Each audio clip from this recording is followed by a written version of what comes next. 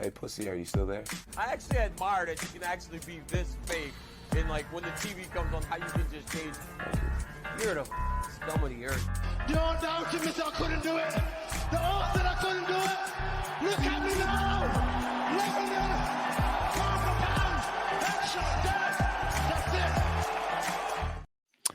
What's up, everybody? Welcome back to another episode of Over the Octagon with your host, Evan and Nick. And today we have a very special guest, Mr. Marvin Eastman, one of the OGs in the MMA world. For those who don't know, you better find out. Marvin, how are you, sir? I'm good, brother. Good to be here, man. Yeah, thank you so much for accepting our invitation and coming on and chopping it up with us. Most definitely. Like I kind of said before we started, me and him have been watching this sport and been fans of this sport for a very long time, majority of our lives. And right. So we just want to try to have interactions and have people come on that, we've been fans of and have watched fight. So to have you on is awesome for us, man. It's absolutely incredible. So I appreciate it. Absolutely. Most definitely, man. Pleasure to be in. Awesome. Rap with you guys. Yes, Most sir. definitely. We've been following your career for quite some time, man. I've known your name since I was like 12 years old, and always been a huge fan. You have quite the fucking resume, man. You fought a lot of beasts, and when we looked at your record instantly, I remember this fight. I didn't know it was your first fight though. It says your first fight was with Quentin Rampage Jackson. Yeah. Is that your first professional fight? Yep. First pro MMA fight. What a fight. I've been kickboxing, and I was doing that while I was working at the penitentiary. I was a CO for 25 years. So while I was doing that, I was training and fighting initially I started taking Muay Thai after I stopped playing football, because I really was a football player in high school and college, and I wrestled, and I didn't want to keep losing weight. I could have did the wrestling thing in college, but I ended up doing the football thing because I wrestled at 191s, but in college they didn't have 191s. They only had they had 91s, but then it went to 240, 250. And I was a tweener. Yeah. So then about 2 years in, they end up getting 220s. And then they made it 191s was 85. And then they went 220, and then they went to super heavyweight. So it kind of put me in the middle of that. And I was like, damn, then I ain't going to do it now. It's too late. So I just kept playing football. So. Yeah, you played in Las Vegas, right? You played college ball over there? Yeah, I played at UNLV. I committed to University of Washington. It was either University of Washington, Penn State, or Fresno State. Yeah. And I committed to Washington, and then one of my buddies decided after he was going to go, he was like, man, let's go to Vegas. Let's go kick it and do this. So I already committed. All right, no problem. Take a free trip and kick it out there. And, lo and behold, they sell you. They all the stuff they do in NIL, they did at that time. So hence I ended up in Vegas. And the crazy thing is that that was the worst mistake in the world, because that same year, University of Washington won the national championship. Stop playing with me, bro. But then Vegas won the national championship in basketball. So, it's a trade-off. Yeah. So I don't really care about the basketball, but, they end up winning it. We didn't do anything for football. So your campus was lit then. Yeah, I know. Well, and it's in Las Vegas. I mean, it's a pretty good environment, right? Yeah, it allowed me to be close to home, but be not too close that I couldn't that they can just show up or anything, like I said. And I was able to finish up my degree and stuff. Only bad thing is I blew out my ACL on national TV. So so it was devastating in front of my hometown. So and then I had to come back. I got back from an ACL in about 3 months, but I was like super just retarded, just going hard to try to get back, but it affected the way I did stuff for the rest of my life, Yeah. but it's part of the game, No so, doubt. yeah. Let me ask you this, because this brings up an interesting question. Well, first of all, do you still watch mixed martial arts? Are you still a fan kind of the UFC, of fighting? I know you own your own gym. So, like, what capacity are you kind of still plugged into that kind of stuff? I got fighters there. I co-own the gym with one of my fighters. My guy that fights right now. We had a national championship freestyle team here in Vegas.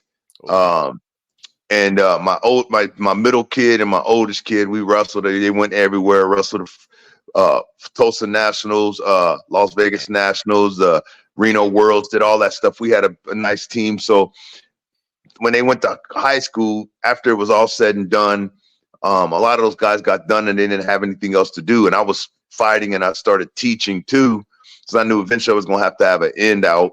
So I invited most of those guys to go in and do their thing and try to learn the game. So when I was still fighting a little bit, but kind of on the tail end of getting out of both professions, I started coaching and teaching fighters and doing amateurs. So I had my guys run through amateurs all the way up like this. So it just kind of gave me an out after I was done fighting. Right. So I went ahead and just started coaching and teaching fighters, but I didn't have a gym because my gym originally was John Lewis. It was the first MMA gym here in Las Vegas.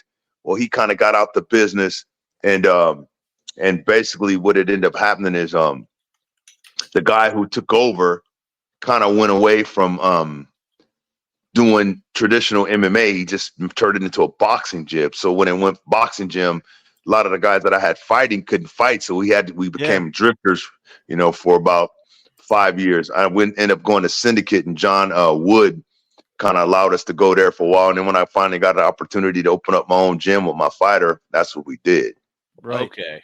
So that's how that ended up coming through. But when you don't have connection, when you've been a fighter and you haven't made connection with this gym and that fight promotion and stuff like that, because you're actually a fighter, somebody else is doing it, makes it very difficult to try to get in. Because a lot of people, it's very hard to connect. Hey, put my fighter on, do this and that. It ain't just like, whatever. Now it's a monopoly, so it's very, very hard now. You got to have connection, Yeah. So even from like a fan perspective, are you do you still pay attention to any of the fights, any of the kind of stuff?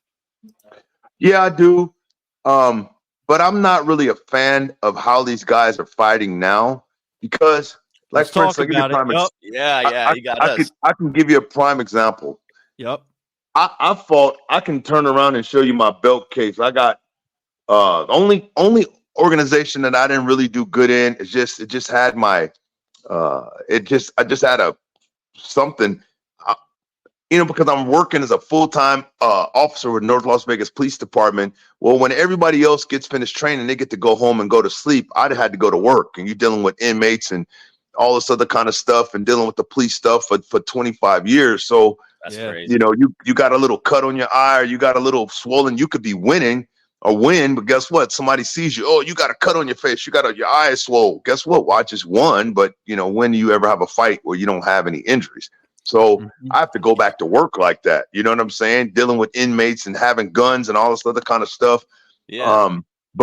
And I did that all the way through my fighting career, through every organization that I fought in. Well, guess what? When you fight in the UFC they throw you to the dogs. You look at my record. I didn't have no cream puffs. They threw me to the monsters. My first fight in there was a title eliminator. It's me and Vitor Belfort, Chuck, against Brando Couture, and it was eliminator to fight for the belt. So I mean, who else gets thrown right to go?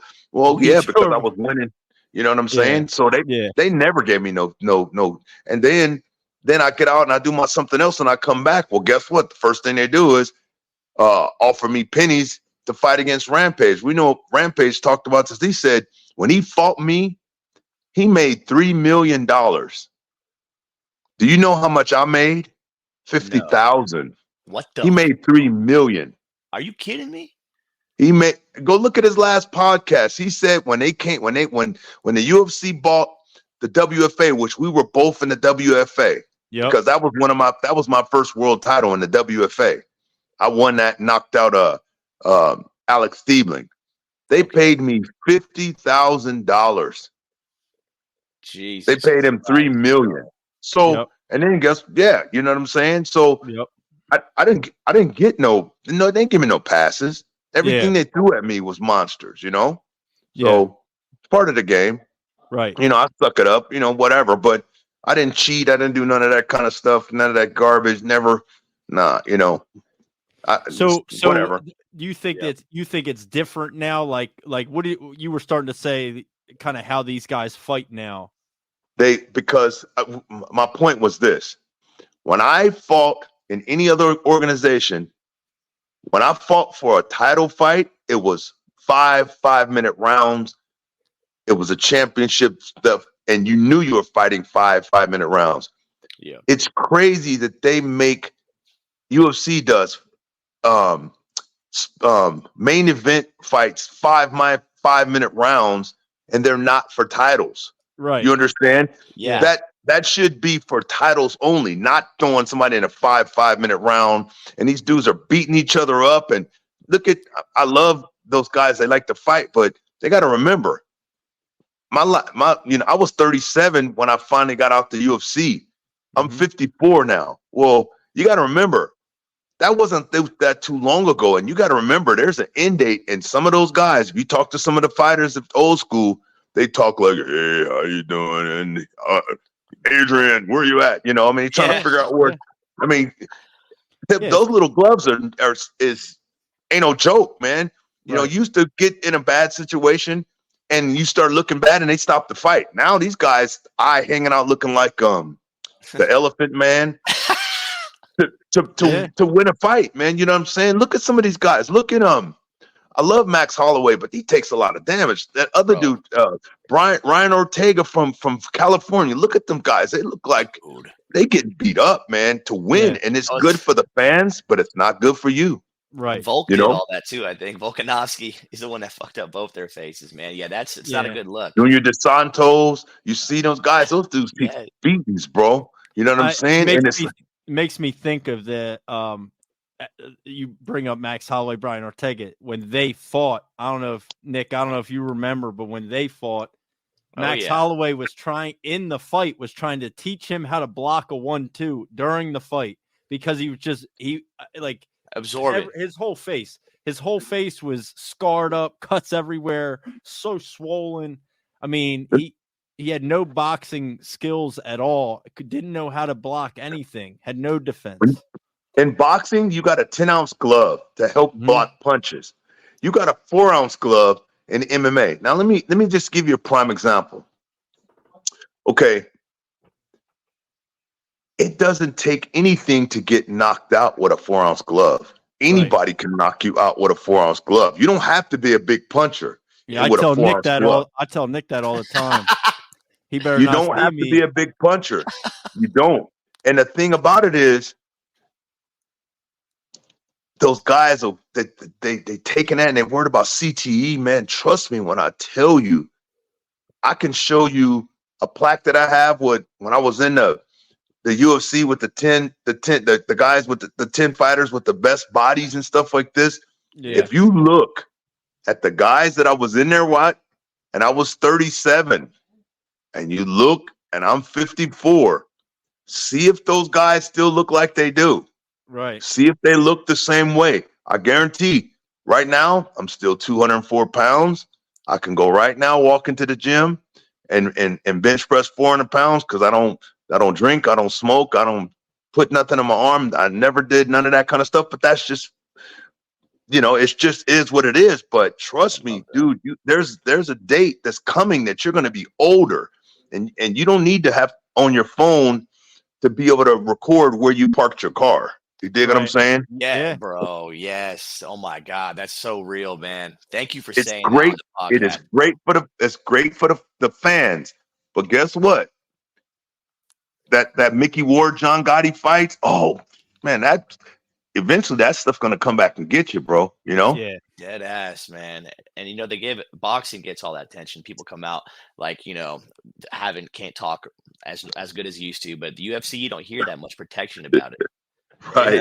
It Yeah. just hasn't been around as long. That's why. Like No. you're not seeing guys come out in their 50s like yourself, that and talk about it. It's something that it's kind of like let's not talk, Yeah. boxing's a little bit different. Boxing's been at the top of the combat sports world for so long, right? It's starting to kind of die off now for the mixed martial arts scene, in my opinion. But, you had guys like Muhammad Ali that made, if you remember when he made the walk to light the Olympic torch, I mean, he had to have somebody help him walk there. Yeah. Wow. Right. Most I definitely. mean, and it's just a long, long career of getting punched in the head over and over and over again. Trust me. It's real deal. What good is all the money in the world if you can't manage it and you can't remember how to spend it? Man, I can tell you this. Before the stuff that happened in Baroni, I used to train with Baroni. I trained with Mark Coleman. I trained with Kevin Randleman. Matter of fact, rest in peace. I got my start in the I got initiated in this game with Chuck Liddell, Tito Ortiz, Eric Pele, Tony D'Souza. That was my initiation. You understand? That was how I got started in the game. And when I tell you, some damn savages, that's what it's. I don't know who these guys are. I'm like, let's get out. Let's do what we got to do. But when I tell you, Baroni, before he got in trouble, he hit me up. He's like, hey, Marv, I want to become a corrections officer, man. Tell me what I need to do. And I was like, kind of giving him a heads up on what he needed to do. But I'm like, dude, I'm done. I'm getting a retirement pay. And now he's just starting his career. And then about a year later, he catches a case in Mexico, man. So I said, man, it's rough, because I got a pension already, dude. Nick, I've been paid I retired at 47, man, from my job, and they Good pay me. you. But if you don't make any money, you're stuck, dude. You know what I'm saying? That's why I'm glad those fighters are doing that thing with the UFC, actually getting that money. You know what I'm saying? Yes. Yeah. Big deal. Man, you got to go ahead. Go ahead, Nick. I was a big fan of Phil Baroni, man. I hated hearing all that stuff. And I thought he was a solid dude. I didn't know him personally, but I loved his fighting style. Yeah. And he's a good dude. Yeah. And then Mark Coleman, dude, you heard he's a hero, man. Have you heard the news recently? Yeah. Yeah, and he's kind of having some health issues and stuff. That's the one thing, man. Only problem I've had is I blew out my knee and ACL and playing football at UNLV. So degradation over multiple years, but I'll probably get some stem cell or something like that. But I still function. Everything just normal. All I did is just change it up. But I still lift weights. I squat, deadlift.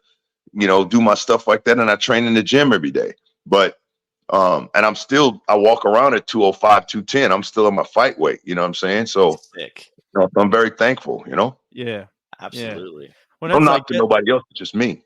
Yeah, well, it's something to think about. And the other thing I was thinking, we get we're online because we have to be, right, for this show and to try to grow this brand and everything. But a lot of the things that I've seen is there's a lot of people knocking a guy like Francis Ngannou, who now is signed to the PFL. Please.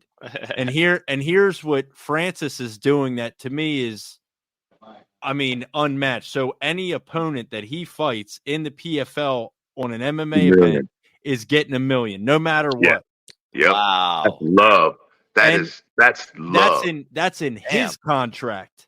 Yep. That's in his contract. So whatever he's getting paid, it doesn't whatever. But like if somebody's signing up to fight him and they're getting in the cage with him, they're getting a 7-figure payday. That's lovely, dude. When I say my biggest paydays was 50,000. Man, those dudes make those in bonuses, bro. Yeah. You know what I'm saying? Yeah. And 50,000, 40, 30, 20, 15, 10, 5, 8,000. And you do that, but I have a pension, so I have something to live off of, so I'm not tripping. But I know if I had my choices would have been different had MMA been where it's at when I started. It's For not. sure. So somebody has to take the reins. But you got to remember, I mean, just like I always reference the Shawshank Redemption, the movie, I love it because the dude said, at 20, he thought this way, but it took him all the way to 60 years old to recognize that he's not the same person. But it took 40 years for him to get there, for him to understand it. When you're 20, you do this, I'm going to do this, I'll do this for the title and all this kind of stuff. But 50 and 60 is coming, homie. And if you don't prepare, all that stuff means nothing. All that time, all that money. I can tell you this, and I ain't hating on nobody in the UFC, but the UFC doesn't market fighters. They market the UFC. Right. They market the UFC. You know what I'm saying? And their bottom dollar, the bottom line is the UFC has to make money for themselves. It's not about the fighter, it's about the brand. It's about the business. So if you beat each other up and do what you got to do, we don't care, because guess what? There's another John Jones. There's somebody else waiting. There's another Conor McGregor waiting to replace you as soon as you're going. Why do you think it's a big deal when they go, oh, this many fighters got dropped? Because there's 50 other fighters waiting to get to join back up. Yeah, it's true. Yeah, absolutely. Yeah. That's it. And here's another. I'm going to bring up another name that's kind of new in the combat world, not in MMA, but in boxing, that a lot of people like to hate on. And it's the YouTuber Jake Paul. So here's the thing with Jake Paul. So Jake Paul, love him or hate him, he plays this heel role to promote his fight. I get all that. I get how people promote fights and all that. People hate him. He wants to make a fighters union. Yep. Right. To have love it. This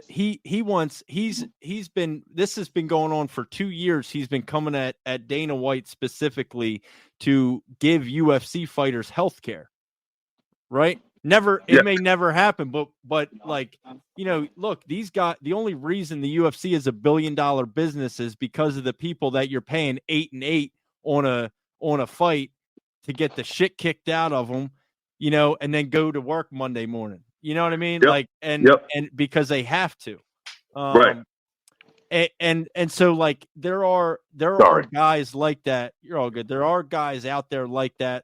Love them, hate them. Same thing with the point I brought up about Ngannou, right? That's obviously an issue that I think the majority of people want to keep their head in the sand about, right? Yeah. Instead of like, let's actually look at what the problems are that the fighters are facing. Let's figure out how that costs money. Right. That costs money. Do you realize the ultimate, what is the main reason that a business functions? To make money. Yep. And guess what? I'm not hating, but think about it. Do you think McDonald's has businesses everywhere? Yeah. They don't care about the product. They just know that, guess what? If 20 people stop eating there, 100 more people going to pick it up and start eating it. So it doesn't really make a difference. So guess what?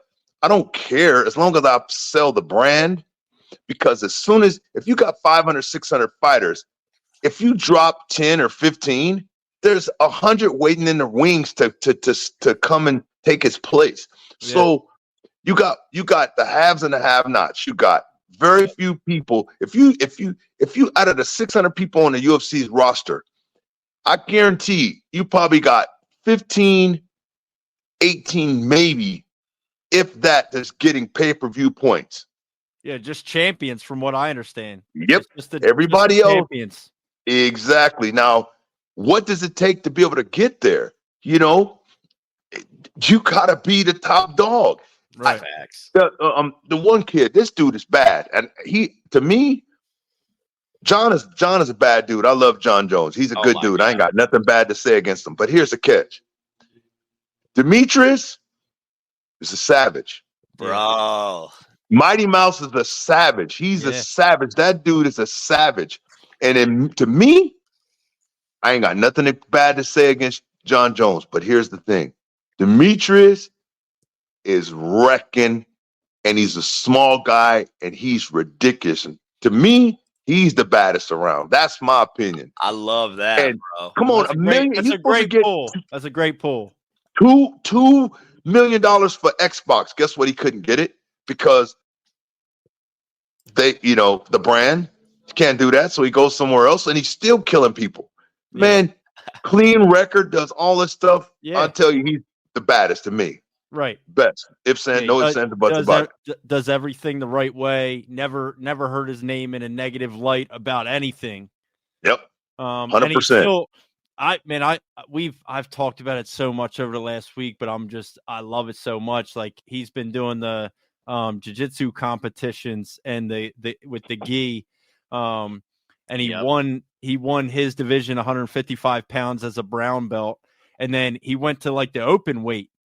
He went to and competed open weight brown belt. Yep. And beat a dude that was 6'3", 250 pounds. That's fucking nuts. And then lost, got second place in the open weight, and we just talked about this. We just did an interview earlier, right before this, and we're just talking about it. But it's like, yeah, what an absolute savage to beat another jiu-jitsu brown belt that has a foot and 120 pounds on you. You know why in the world wouldn't you promote somebody like that?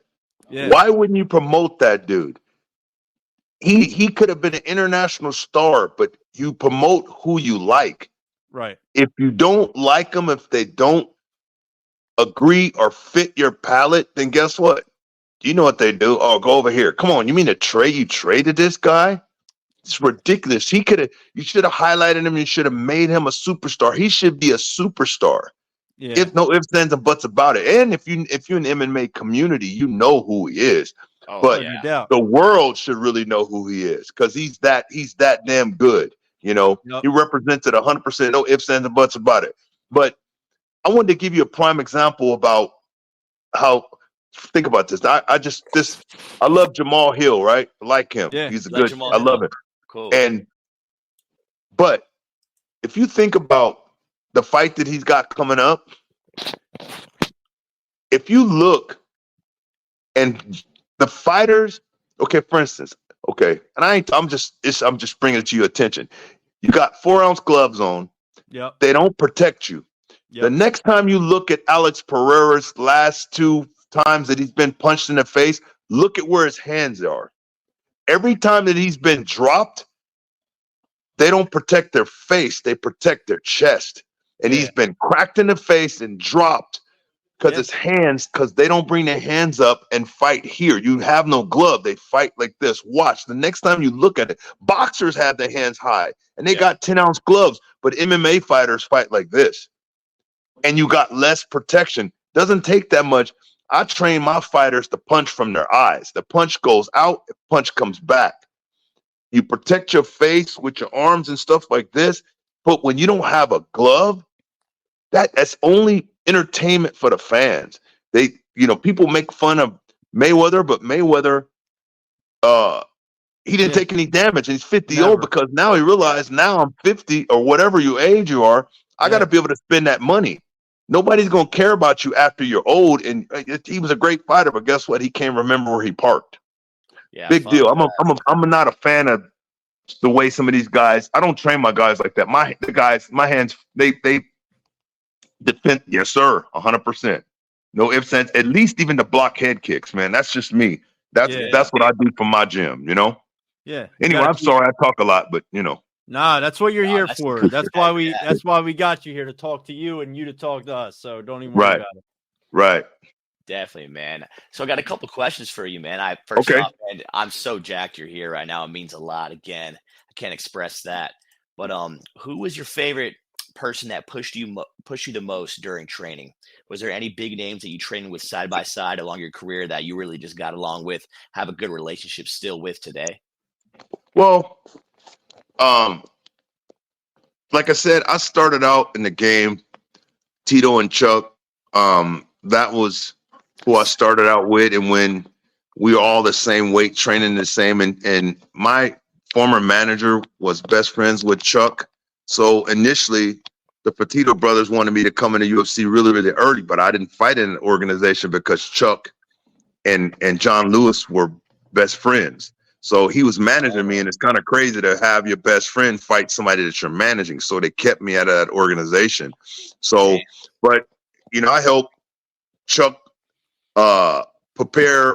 Matter of fact, when Chuck fought Kevin Randleman, the training partner was me for the 6 weeks to prepare him for Randleman because we were similar body types. Similar, everything was similar. So he used me when he went to go fight in Pride, and he fought over there. I trained with him. You know what I'm saying? When Tito had the belt, we would all go up to Big Bear and help him train. Me, Tito, Chuck, all of us helping him train. So all of us trained together for multiple years. But wow, I one of my favorite, really, I love Coleman and Randleman. There was man, I miss that guy, and I'm sorry that Mark is having the issues that he has. He's a good dude, but I miss Kevin though. Miss him big time. He was the best. Yeah, big, man. Great, You guys definitely had a similar body, like whole entire like demeanor and fit. Like you guys were both the jacked MMA fighters at that time. But Mark Coleman apparently he's doing a lot better for what I've seen lately. He's completely turned a new cheek, and he saved his parents from a burning house a couple months ago. Yeah. That's most definitely. Amazing, man. He's a hero for that, man. Good dude. Imagine you, Tito, Chuck, Kevin Randleman, Mark Coleman, all in one training session together. That's just insane. Yeah, and I'd love to be a fly on the wall in that gym. Yes, right? Trust me, the way those guys train at AKC down there in San Jose, that's how we trained all the time. They would think we was like, man, what the hell, you guys is going to war, but that's how we train, bro. I can have you promise that I was training with Tito for a fight that I had in against Travis Luter, right? Yeah. Not Travis Luter, the jiu-jitsu guy. We fought in Atlantic City. We were all trained together. Make a long story short, all of us was training, and Tito was supposed to fight Guy Metzger. Well, Guy Metzger fell out. Lions Den. Because of the heart thing. Well, guess what they did? The UFC pitched me fighting Tito. I said, man, we've been training together. So we can't do that. So they find somebody else. Well, and I wouldn't do that anyway because we was training together. Yeah. Well, we used to do this drill called a 21 where you go with, for 7 minutes, you go with a different person for 7 minutes, full out, right? Oof. So everybody, it's a 21 and you do it three times. Yep. You're in the cage. One person's wrestling. Then you box. Then you do jiu-jitsu. Then you kickboxing. You each one 7 minutes. You're doing a different thing. I'd have been doing that, and they just get guys. Makes long story short. One of the guys was supposed to take me down. He kneed me in the head and knocked me out. Okay, we didn't just say okay, concussion, everything is done. You woke up and you start training again. Well, that's what I did. Finished up. Then 2 days later, I'm doing takedowns with Tito Ortiz. So I'm taking him down. And Tito got pissed because I kept taking him down. And I still got it on video. So if anybody ever say it didn't happen, I got the video. So don't, playing with anyway. So keep receipts. Yeah. Oh yeah. Trust me. I wouldn't still no lie about that. But anyway, I took him down about 3 or 4 times, and he got mad. And what he did is when I shot on him, he jumped guard. So what do you think happened? He kneed me in the face. Right. And it knocked me out again. It knocked me out, cold out. Now, I've been knocked out 2 times in 1 week.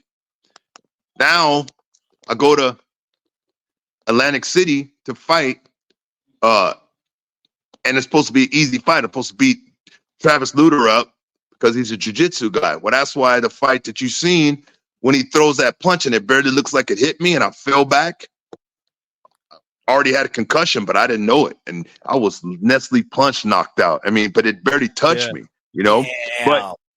But when I tell you I had the worst luck in the world, then fought Rampage, and my buddy find out he has a brain tumor on his optic nerve. So they have to go in there and take it out. But if they cut it all away, he can't see. So That happened. I mean, when I tell you and then the first fight when I fought Vitor,